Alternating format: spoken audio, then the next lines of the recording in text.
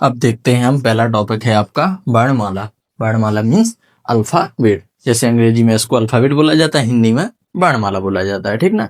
तो वर्णों की माला यानी वर्णमाला, वर्णों का व्यवस्थित क्रम ही क्या कहलाता है, वर्णमाला। तो अब हम इनको डिटेल से थोड़ा जानेंगे, हमें वही चीज पढ़ना है, हमें पूरा वर्णमाला डिटेल से बिल्कुल नहीं पढ़ना है। हम जो क्वेश्चन आपके पे, क्योंकि टाइम कम है इस वजह से, ठीक ना, जो क्वेश्चन आएंगे जहां से आएंगे वही क्वेश्चन वैसा ही हमें पढ़ना है, लेकिन आपका छूटेगा कुछ भी नहीं, ठीक ना। तो आप देखिए क्या है, हम पहले देखते हैं अक्षर। अक्षर किसे कहते हैं, ध्वनि का लिखित रूप वर्ण कहलाता है। क्या है, ध्वनि का लिखित रूप वर्ण तथा ध्वनि का उच्चारित रूप अक्षर कहलाता है। लिखित रूप वर्ण कहलाता है और ध्वनि का उच्चारित रूप, मुंह से उच्चारण करने वाला, उसे अक्षर कहते हैं। क्या कहते हैं, अक्षर। अच्छे से याद कर लीजिए, लिखित रूप वर्ण है और उच्चारित रूप अक्षर है, ठीक। आइए, भाषा की सबसे छोटी इकाई, तीन प्रकार से इकाई है। भाषा की जो इकाइयां हैं वो तीन प्रकार से हैं। पहले लिखित रूप में, तो लिखित रूप में पूछा जाए तो आपकी क्या है, वर्ण है। क्या है, वर्ण। लिखित रूप में पूछा जाए तो वर्ण, क्या है, वर्ण। उच्चारित या मौखिक रूप में, ठीक ना, उच्चारित या मौखिक रूप में है आपकी ध्वनि। क्या है, ध्वनि, ठीक। और आपसे पूछा जाए भाषा की सबसे छोटी सार्थक इकाई, तो शब्द है। क्या है, शब्द। तो पहले हम लिखित रूप में पहले वर्ण बनेगा, वर्ण से शब्द बनेगा, शब्द के बाद छोटे छोटे वाक्य बनते हैं, ठीक ना। तो इस प्रकार से पूरी भाषा का निर्माण होता है, ठीक। तो हम लिखित रूप में पालेंगे तो वर्ण कहलाती है, उच्चारित या आपका मौखिक रूप में पूछेंगे तो ध्वनि होगा, और सार्थक इकाई पूछा जाएगा तो शब्द होगा, ठीक ना। तो इतनी चीज मैंने बताई, वो आपको याद हो गया होगा, आप लोग नोट करते चलिए सभी चीजों को। अब हम पढ़ेंगे वर्णमाला किसे कहते हैं। वर्णमाला की डेफिनेशन क्या है, देखिए। तो वर्णों का व्यवस्थित क्रम वर्णमाला कहलाता है। क्या कहलाता है, वर्णों का जो व्यवस्थित क्रम है उसे क्या बोलते हैं, वर्णमाला बोलते हैं, यानी वर्णों की माला, ठीक। अब जो वर्णमाला में वर्णों की संख्या कितनी है, तो 52, 52 है। कितनी है, 52 है, ठीक। तो ये हमारे क्या है, वर्णमाला की संख्या है। अब हम वर्णमाला को बांटेंगे, कितने भागों में बांटते हैं, देखिए। वर्णमाला को 2 भागों में बांटा गया है, बताता हूं कौन कौन से, देखते हैं आगे। आप लोग नोट करते चलिए सभी चीजों को, अच्छे से आप नोट्स बना लेना, जिससे आपको सभी क्लासों के लिए ये इंपॉर्टेंट होने वाली है, क्योंकि ग्रामर चेंज नहीं होती है, ग्रामर सभी क्लास के लिए एक सी रहती है, ठीक। तो आइए देखते हैं। तो वर्णमाला, तो वर्णमाला को 2 भागों में बांटते हैं, एक होता है स्वर, एक होता है व्यंजन, ठीक। क्या होता है, स्वर और व्यंजन। स्वर को बोलते हैं वॉवल्स, व्यंजन को बोलते हैं कॉन्सोनेंट। क्या बोलते हैं, कॉन्सोनेंट, ठीक। तो अब वॉवल्स क्या कहलाता है और व्यंजन क्या कहलाता है, तो हमें देखना है। वॉवल्स हम क्या कहेंगे, वे वर्ण जो बिना किसी व्यंजन की सहायता से बोले जाएं, ठीक ना। इसमें क्या होगा, किसी मतलब स्वर को किसी की सहायता की जरूरत नहीं है, ठीक। सीधा सीधा बोले तो स्वर को किसी भी वर्ण की या किसी भी शब्द की आवश्यकता नहीं है। तो हम बोल सकते हैं वे वर्ण जो बिना किसी की सहायता से बोले जाते हैं, बिना किसी की सहायता से बोले जाते हैं, बोले जाते हैं, वो क्या कहलाते हैं, स्वर कहलाते हैं। व्यंजन, व्यंजन किसे कहती हैं, तो वे वर्ण जो स्वर की सहायता से बोले जाते हैं, ठीक ना। किसकी सहायता से, स्वर की सहायता से। वे वर्ण जो स्वर की सहायता से बोले जाते हैं, उन्हें क्या कहते हैं, व्यंजन कहते हैं। क्या कहते हैं, व्यंजन कहते हैं। आया समझ में। तो व्यंजन को भी 2 भागों में बांटा गया है, तो व्यंजन और एक होता है संयुक्त व्यंजन। तो संयुक्त व्यंजन में आपका छाछत्री त्राति शूल ज्ञानी, ये 3 आते हैं, ठीक ना। क्या आते हैं, छाछत्री त्राति शूल ज्ञानी, ठीक। अब देखते हैं हम स्वर को कैसे बांटेंगे। तो स्वर, तो पहले मैं इसको आप नोट कर लीजिए, मैं रब करता हूँ, अच्छे से आपको स्वर को बताऊंगा। ठीक, तो मैं पहले हेडिंग डलवाऊंगा आपकी स्वर, तो हेडिंग डालिए आप, रब करता हूं मैं। पहले नंबर डालता हूं मैं स्वर यानी वॉवल्स। तो मैंने वॉवल्स की डेफिनेशन लिखी दी है। तो पूछा जाए आपसे स्वरों की संख्या, स्वरों की संख्या तो कितनी है स्वरों की संख्या बताइए। तो स्वरों की संख्या अलग अलग रूप में दी गई है, कितने, ठीक ना, क्या दी गई है, अलग अलग रूप में। अब देखते हैं हम, 10 भी मानी गई है लिखित रूप में और मौखिक रूप में। ठीक, अगर आपसे उच्चारण की दृष्टि से पूछा जाए, ठीक ना, क्या पूछा जाए, उच्चारण की दृष्टि से पूछ ले आपसे या लिखित रूप में पूछ ले, तो आपसे होगा 11, मौखिक रूप से होगा 10। कितना होगा, 10। अब कौन कौन से होंगे वो देखना है। देखिए लिखित रूप में कौन कौन से आएंगे, छोटा, बड़ा, छोटी ई, बड़ी ई, छोटा ऊ, बड़ा ऊ, ए, आए, ओ, औ। गिनिए, 1 2 3 4 5 6 7 8 9 10। कितने हो गए जी, 10।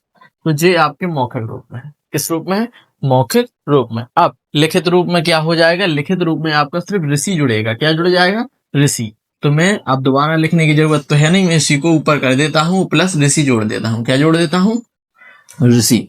तो क्या हो जाएंगे, ऋषि जुड़ जाएगा तो 11 हो जाएंगे। कितने हो जाएंगे, 11। अब आप लोगों ने बचपन से पढ़ा होगा कि वैसे तो स्वर 12 होते हैं, अंगहा कहाँ गया, तो अंगहा स्वर नहीं होते हैं जी, अयोगवाह कहलाते हैं। क्या कहलाते हैं, अयोगवाह। इनको बोलते हैं अयोगवाह। अंग और आ, ये हैं अयोगवाह, और इन्हें अनुनासिक स्वर भी बोलते हैं। क्या बोलते हैं, अनुनासिक स्वर, क्योंकि इनका उच्चारण नाक से होता है। कहां से होता है, अंग आहा। बोलिए आप, अंग आहा, तो नाक से आता है, तो इन्हें अयोगवाह कहेंगे। क्या बोलेंगे, अयोगवाह। अंग आहा किस में आएंगे, अयोगवाह में आएंगे। ठीक, तो यहाँ पे कितना हो गया, 11। मैंने टोटल वर्ण आपको बता ही चुका हूँ, कितने हैं, 52, 52 है। ठीक, तो अब देख लीजिए, अगर इनको अंग आहा को जोड़ेंगे तो 2 ये हो गए 10 और ये वाला 11, तो टोटल 13 हो चुके। कितना हो गया, 13। ठीक, तो 13 तो हो चुके। अब खाली व्यंजनों की संख्या होती है कितनी, 33। कितनी होती है, 33। तो 33 और 13 मैंने जोड़ा तो कितना हो गया, 49। लेकिन मैंने आपसे बोला था कि 3 संयुक्त व्यंजन होते हैं। क्या होते हैं, संयुक्त व्यंजन। कौन कौन से, छछत्री, त्रातिसुर, गिग्यानी। तो इन 3 को और जोड़ देंगे हम, तो कितना हो गया, टोटल 52 हो गया ना, 52 बार। अभी बताता हूं मैं, तो मैं अभी जो मैंने आपको अभी जब व्यंजन कराता हूं तो बताता हूं। तो मैंने आपको इतना बताया है जितना स्वर के बारे में, कि स्वरों की संख्या क्या होगी। तो आपसे पूछा जाए पेपर में तो आप क्या लगाएंगे, 10 या 11, तो वो पूछेगा। अगर मौखिक रूप में पूछेगा तो आप लगाएंगे, या ध्वनि के रूप में पूछेगा, उच्चारण की दृष्टि से पूछेगा तो 10, और लिखित रूप में पूछेगा तो 11। ठीक, आपको अधिकतर लिखित रूप में भी पूछता है तो 11 लगा सकते हैं आप। ठीक, क्योंकि आ ई उ ए आए ओ आओ। ठीक ना, अब स्वरों को भी बांटा गया है अलग अलग भागों में। तो मैं अयोगवाह को यहां से यहां लिखता हूं, अयोगवाह। तो ये तो आपके पता है अयोगवाह कौन कौन से अंग। आहा, अब स्वर, स्वर में अलग अलग भागों में मैं बांटता हूं। स्वरों का वर्गीकरण कैसे करेंगे, तो मात्रा के अनुसार। इसमें होता है ह्रस्व स्वर और दीर्घ स्वर। ह्रस्व स्वर का मतलब होता है छोटे अक्षर, एक मात्रा, और दीर्घ स्वर का मतलब होता है 2 मात्रा। तो ह्रस्व स्वर में आएगा छोटा आ, छोटी ई, छोटा ऊ। ठीक, तो ये क्या होंगे, ह्रस्व स्वर कहलाएंगे। क्या कहलाएंगे, ह्रस्व स्वर। तो इनमें क्या होगा, इनमें मात्रा कम हो गई।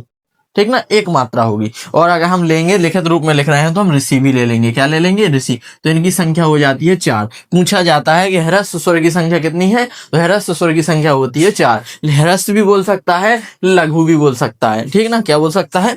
लघु। तो लघु स्वर पूछा है तो आ ई उ ऋषि।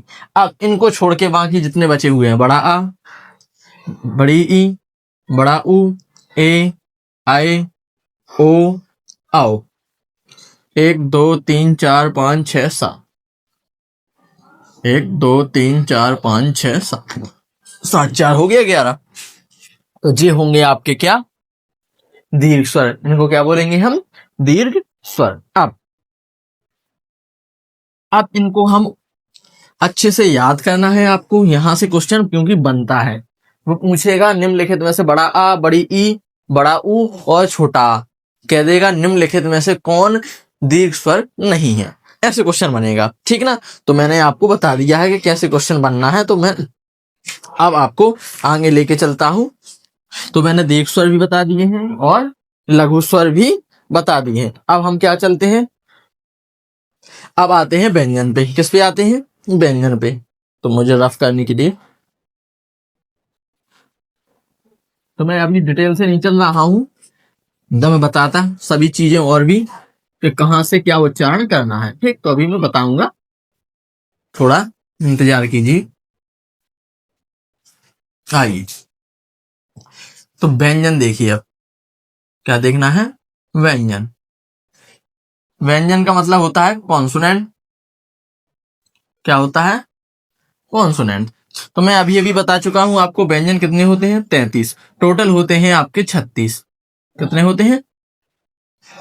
36 होते हैं।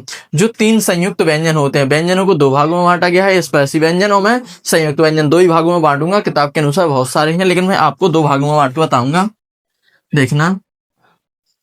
तो व्यंजन, तो इसमें करेंगे हम स्पर्शी व्यंजन। स्पर्शी व्यंजन पहला भाग है इसका, स्पर्शी व्यंजन, ठीक। फिर हम लेंगे आपको कौन से, इसमें स्पर्शी व्यंजन लेंगे और अंतस्थ व्यंजन लेंगे। अंतस्थ, अंतस्थ व्यंजन और भी लेता हूं मैं। सभी को मैं बहुत ही डिटेल से आपको बताऊंगा, ठीक। अब आएंगे आपका, मेरे पास जगह की कमी पड़ रही शायद, यहां आ जाएगा आपका स्पर्शी व्यंजन। दूसरा आपका है, मैंने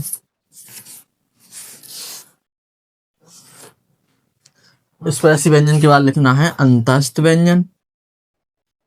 क्या लिखना था? अंतस्थ व्यंजन। तीसरा लिखता हूं स्पर्शी वो संघोष, ठीक है, इसको सघोष भी बोलते हैं। मैं दूसरा नाम बता देता हूं, या संघर्षी या ऊष्मीय व्यंजन लिखता हूं मैं, ठीक ना। ऊष्मीय व्यंजन और संयुक्त व्यंजन, ठीक। देखना आप ध्यान से, मैं अलग अलग बांटता हूं। अब मुझे मार्कर बदल लेने दीजिए।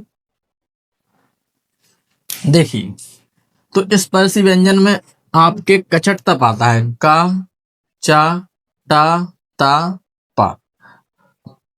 देखना ध्यान से, जे का वर्ग, चा वर्ग, टा वर्ग, ता वर्ग और पा वर्ग, ठीक। आइए, का में क्या आ जाएगा? का, खा, गा, घा और णा। चा के बाद चा, छा, जा, झा, णा। टा, ठा, डा, ढा, ना। ता, था, दा, धा, ना। पा, फा, बा, भा, मा। देखिए, सभी में कितने अक्षर हैं? 5 5। तो इनकी टोटल संख्या होती है 25। कितनी होती है? 25। पूछा जाता है स्पर्शी व्यंजन की संख्या कितनी है, तो 25। कितनी है? 25। हर में 5वां अक्षर। देखना, का, खा, गा, घा, णा, चा, छा, जा, झा, णा, ता, ठा, डा, ढा, ता, था, दा, धा, ना, पा, फा, बा, भा। ये सभी क्या कहलाते हैं? अंग कहलाते हैं। क्या कहलाते हैं? इनको हम अनुनासिक व्यंजन भी बोल सकते हैं, अनुनासिक व्यंजन। जे नाक से बोले जाते हैं, क्या बोले जाते हैं, नाक से बोले जाते हैं। इनका सभी का उच्चारण अंग कहलाते हैं, ये सभी णा, अंगा, अड़ा, ना, मा, ठीक ना। तो जो पांच हैं, पांचों के पांचों वो हम नाक से उच्चारित करेंगे। अब इनका देखना सभी का अलग अलग उच्चारण, जैसे का, खा, गा, घा, हाँ। तो जो मुंह से उच्चारण बोलते हैं कि तरह से, जैसे ही मुंह जो अक्षर है वैसे ही मुंह बनेगा। हर वर्ग का अलग अलग है, देखना का, खा, गा, घा, रा, जो सभी कहां से निकल रहे हैं, बिल्कुल गले से निकल रहे हैं। का, खा, गा, घा, रा। अब देखना चा, छा, जा, तो जो चा वाली लाइन है वो आपके जीभ यहाँ तालू के पास लगेगी, देखना छुपा के देखिए आप, चा, छा, जा, झा, ना। इसके बाद देखना टावर, टा वाली, टा, ठा, टा और तालू में ऊपर ता, बोट, टा, ठा, डा, ढा, णा। अब देखना तावर्ग, तो तावर्ग आपका दांतों के पास, ता, था, दा, धा, ना। और जो पावर्ग है आपका, पावर्ग बोलेंगे ओंठों से, ओंठ का देखना आप, ओंठ का मुंह से जैसे ही बोलेंगे आप, पा, फा, बा, भा, मा। तो ये कहां से बोल रहे हैं, ओंठ से। तो ये सभी हम जितने पूरे वर्णमाला के अक्षर वर्ण दिए गए हैं वो सभी आपके मुंह से बोले जाते हैं। और हर अक्षर का अपना अपना शब्द रूप है। जैसे यहाँ पे जो 25 वर्ण हैं, तो 25 का मैंने आपको सभी को पांच पांच वर्ण आपको बोल बोल के मैंने बता दिए हैं। आप प्रैक्टिस करना, आपसे भी बनेंगे, ठीक ना। अब मैं बता रहा हूँ आपको अंतस्थ व्यंजन। तो अंतस्थ व्यंजन में आते हैं या, वा, रा, ला, चा, चार इसमें आएंगे। कौन कौन से, या, वा, रा, ला, तो ये आपके हो गए चार। अब इसके बाद ला लड्डू के बाद क्या आएगा, ता, का, का, हा। तो चार इसमें हो गया, ठीक। इसमें आइए छा, त्रा और ज्ञा, तीन ये हो गए। गिनिए कितना हो गया, 25, 4 29, 29 और 4 33, और 33 3 36। मैंने ऊपर कितना लिखा था, 36 हो गए आपके टोटल 36। और ऊपर मैंने जो आपके टोटल स्वरों की संख्या में ऋषि समेत जोड़ा है, तो ये कितना हो गया था, 13। तो 13 में आप जोड़ दीजिए 36, कितना जोड़ना है, 36, ठीक। कितना होगा बताइए, 49, कितना होगा, 49। अब मैंने अभी आपको बताया था जो 33 हो गए, और जो 3 मैंने जोड़ दिया तो 36, ठीक। अब 36 में मैंने आपको 13 और जोड़ दिया, कितना हो गया, 49, कितना होगा, 49। अभी भी जो आपके अक्षर कितने रह चुके हैं, 3 अक्षर और रह गए, ठीक। कि मैंने गलत जोड़ दिया है, आप लोग फिर से जोड़ लीजिए, 25 और 8 यहाँ पे 33, 33 3 36, और आप उसमें 13 और जोड़ेंगे तो 49, कितना हो गया, 49, ठीक। अब 3 जो अक्षर रह गए हैं वो मैंने अभी लिखना भूल गया मैं, उत्क्षिप्त व्यंजन कहलाते हैं, उत्क्षिप्त व्यंजन। इसको जो सरा बोलते, अढ़ा, अढ़ा, जो 3 अक्षर और रहते हैं, अब होंगे 52, ठीक ना। कितने होंगे, 52। अब होंगे आपके 52, मैं ये भूल गया था, सॉरी, ठीक। तो आपके जे स्पर्शी, अंतस्थ, ऊष्मीय, संयुक्त और जो 5वां आपका था उत्क्षिप्त व्यंजन। तो ये देखना 25 हो गए, ये आपके 4 29 हो गए, 29 4 33, 33 3 36। तो टोटल तो ये 36 आपके व्यंजन हो गए, ठीक।